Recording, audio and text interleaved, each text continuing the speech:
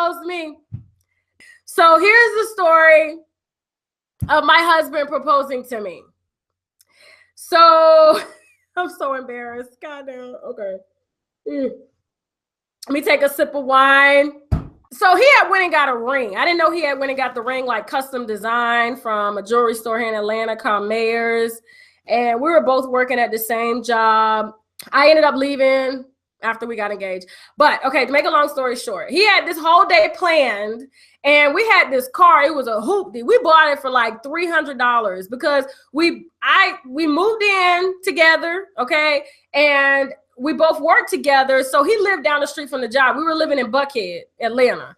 And so we used to catch the train together. And so the neighbor had a car. It was like a Mexican family. They had a car for sale for $300 and the transmission was like slipping. Like you couldn't put the car in reverse. So I bought it. I was like, you know what? Shit, we only driving around to the grocery store if it rained or some shit. So we ain't got to catch the train or whatever. You know, because my mama told me, don't never date a dude with a car payment because all of his motherfucking money is going to the car. And that shit is some great advice because it was. We were able to do a lot more and travel even to this day because we don't have car payments. Neither one of us. Nope. And that's why we go to Paris and we go to Africa and we go where we want because we don't have car payments. So, all right. So, oh my God, I'm so embarrassed, y'all. Put my shit on blast. Okay, so I bought the car. We ended up, you know, he had planned this day. I had my friend's daughter with me. She was 3. I was babysitting her. So we were on our way to take my friend's daughter back. And he said, hey, I want to take you to dinner tonight, but I need to take you to get an outfit. So I want you to go, you know, he ain't had that much money. So he was like, I want you to go to Marshall's, get a nice outfit, and then I'm going to go pick up a rental car. I said, okay. So we're going on our way to take our, you know, my friend's daughter back because I was babysitting. And then this is what we had planned afterward was to go get me an outfit and he was going to get a rental car. He said he just wanted to take me to dinner. He didn't want to drive to hoopty because we were going somewhere, you know, nice. On our way, we're on Buford Highway in Atlanta. DeKalb police gets behind us, bitch, okay? So when they get behind us, I had some issues in the past, you know, when I was 19, 20, not paying my car insurance, not paying, you know what I'm saying, not going to court for the ticket. So I had a bunch of shit. But I had my license, though. Like, when I went to get my license, they said everything was fine, and they gave me my license because my license had been suspended a few times. You know what I'm saying? I was getting tickets between Florida and Georgia. You know, I was riding dirty in the South, bitch. Absolutely. So we get pulled over. The police officer was like, hey, can I have your license? I wasn't driving. My husband at the time was driving. He was my boyfriend at the time. And so he gave him my ID. I think for some reason I gave him my ID and he put it in his wallet because we were at the club the night before. So I was like, here, hold my ID because I don't like to take wallets in the club. And so he ended up giving the police my ID and I didn't hear the police officer ask for my ID. So the next thing you know, he comes back. He's like, sir, stay here. Ma'am, I need you to step out the car. So I was like, okay, everything fine. And so my friend's daughter's in the back. She like 3. And so he was like, I'm gonna have to place you under arrest. You got a warrant for your arrest in Cobb County. I was like, not me. No, I do not have a fucking warrant for my arrest. No, so my husband was like, there must be some type of mistake. He was like, well, I don't know what's going on. I'm gonna have to take you to DeKalb County. They're gonna book you. And then Cobb County is gonna have to extradite you back to Cobb County, which is like 30 minutes away. So mind you, this is like 4 o'clock in the evening, all right? On like a weekday. So I'm like, I'm really about to fucking go to jail. So he sits me down on the sidewalk, puts me in handcuffs. This is my engagement story, y'all. Absolutely. Okay. Puts me in handcuffs, sits me on the damn sidewalk, and my friend's daughter, I'm thinking she gonna start crying and shit. I was like, you know what, call her mom, tell her mom I'm about to go to jail, whatever. So my husband was like, what the fuck is going on? I'm like, and we hadn't really been together that long, like a few months or whatever. And so he was like, damn. So I'm like, this is fucking embarrassing. The whole neighborhood came outside and everything, just watching my ass. I'm all cute, you know, got my jeans sitting on the sidewalk with handcuffs behind me and shit. And so my friend's daughter yells out the window, Auntie Tasha going to jail. Auntie Tasha going to jail. And I was just like, oh, shit. So I ended up getting in the car. He takes me to DeKalb County. When I get inside, all the dyke bitches in there trying to holler at me like, hey, put her in here. Real shit. Hey, I said, please, ma'am, don't put me in there. Please, ma'am, don't put me in there. So they put me in my own cell. So it just so happens I had asked them, I said, well, how long can I call a bail bondsman? They said, no, you can't call a bail bondsman because they're going to have to take you back to Cobb County. Oh, thank you, Kimberly. They're going to have to take you back to Cobb County. And that's when they're going to read your charges or whatever. And then you'll be able to set bail there. So we're going to have to wait for Cobb County to come get you. I said, well, when is Cobb County going to come get me? They said it could be a day. It could be 2 days. It could be 3 days. I said, what? No. Not over no suspended license for having no insurance. No, that was like 3 years ago. Please, no, ma'am. No, she said, ma'am, there's nothing I can do. So you're just going to have to sit here. If they don't come get you by 5 o'clock, okay, you're going to have to dress out and we're going to take you downstairs. I said, oh my gosh, no.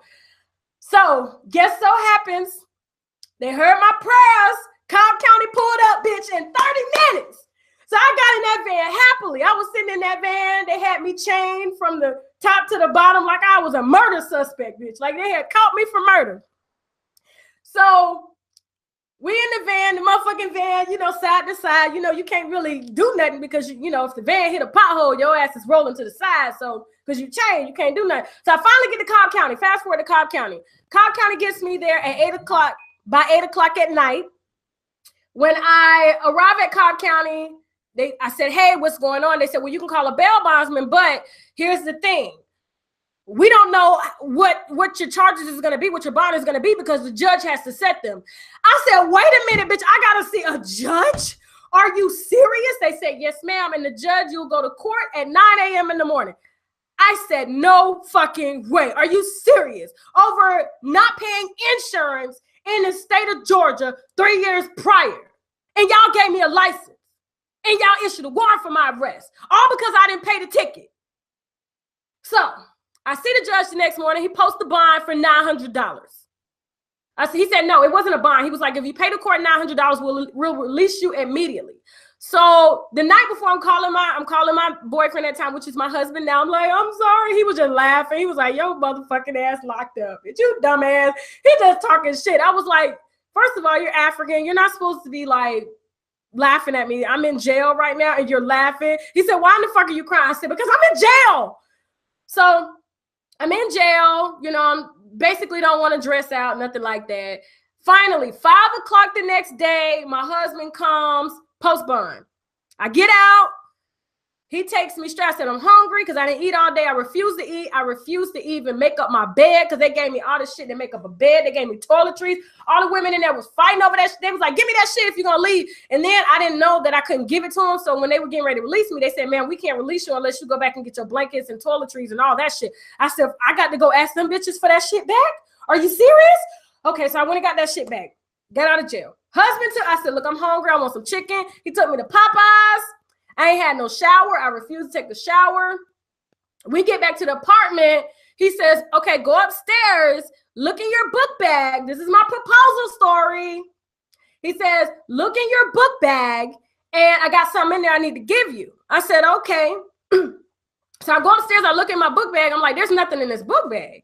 He's like, it better fucking be in there. Like, look in the book bag, get what I need, bring it down. I'm like, what is it that you need? He said, you'll see it when you get it. Just look in the book bag. So I'm turning the book bag up inside and out. I'm like, there ain't shit in this fucking book bag. There ain't shit in this fucking book bag. So I'm upstairs. I'm screaming. He comes upstairs. He was like, it better fucking be in the book bag. That shit, I paid so much money for that shit. And I just bailed your ass out of jail for $900. And you mean to tell me you lost my shit? I was like, I cleaned out this book bag. I didn't see anything of importance in this book bag. I don't know what you're talking about. I said, you know what? I'll just get my shit and I'll go back to my friend's house because you've already done enough, okay? You've already done enough and I'll give you your money back for bailing me out. So then he sits on the bed. He said, no, you're going to look in that motherfucking book bag, Tasha, and you're going to give me my shit. I saying shit in this book bag. So I'm looking down and I just gave up and I started crying. I was like, ain't nothing in this book bag. I'm a failure. What the fuck is going on? Goddamn. Damn. So next thing you know, he said, Tasha, look, it's right here.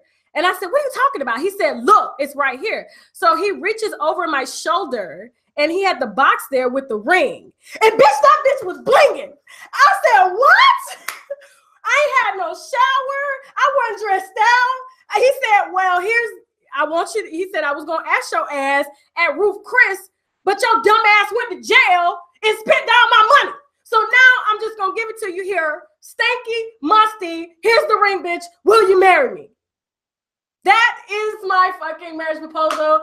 I said yes, and here we are 12 years later. I did not exaggerate that story. That is a real fucking story, okay? And I had to sit down and we had to tell our daughter how he proposed, okay? And so he proposed to me in my worst moment. I hadn't brushed my teeth and my fucking period was on. So I didn't wash like all day. I'm just trying to, you know, keep my legs close so I can get in the motherfucking shower because I was intending or get in the shower when I got there because I was like, I am not a fucking jailbird. Okay, shout out to all the jailbirds out there, but it's just not for me. All right, it's not for me.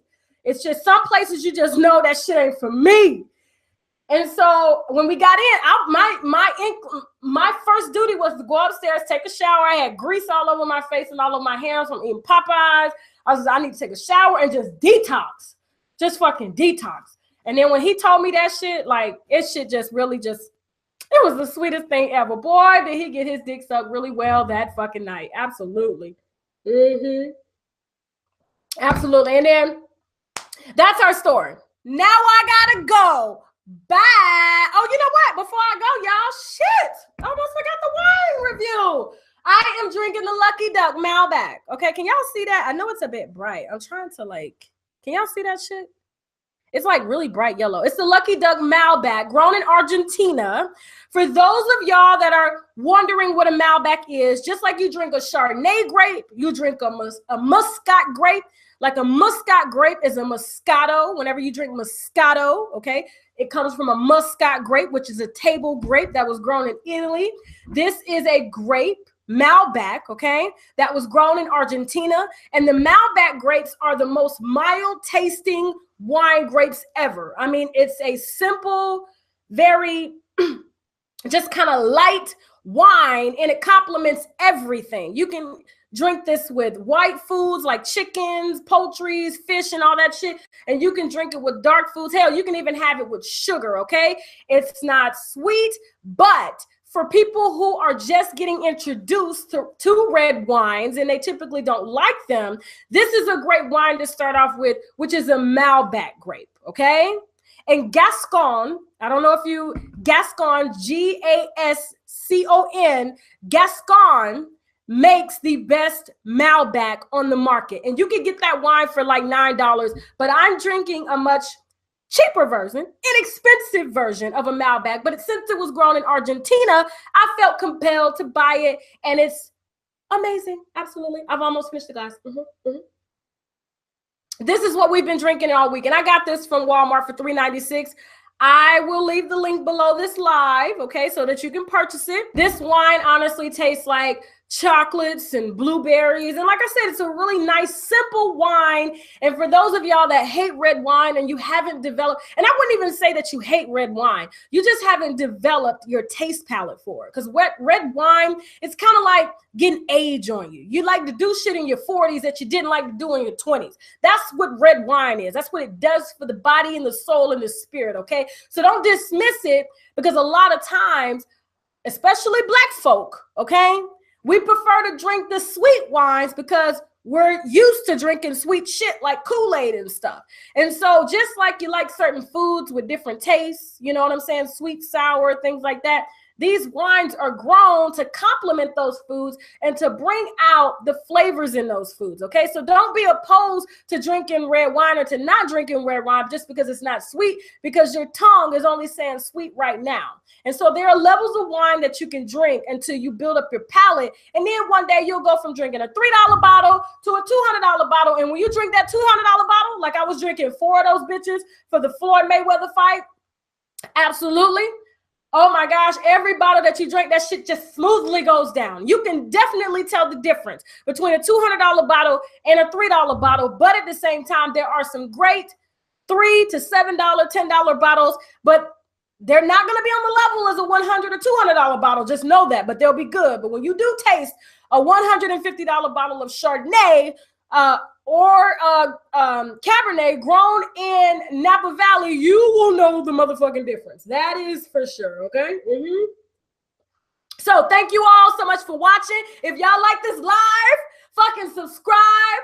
Follow me. Facebook, Instagram, Twitter, okay? Snapchat. Unwind with Tasha K. Unwind with Tasha K. All right? And if you didn't like this video, hell, you can tell them to still subscribe anyway, just so they can cuss my motherfucking ass out. Not that I'm gonna really give a damn anyway. Now I gotta go. Bye.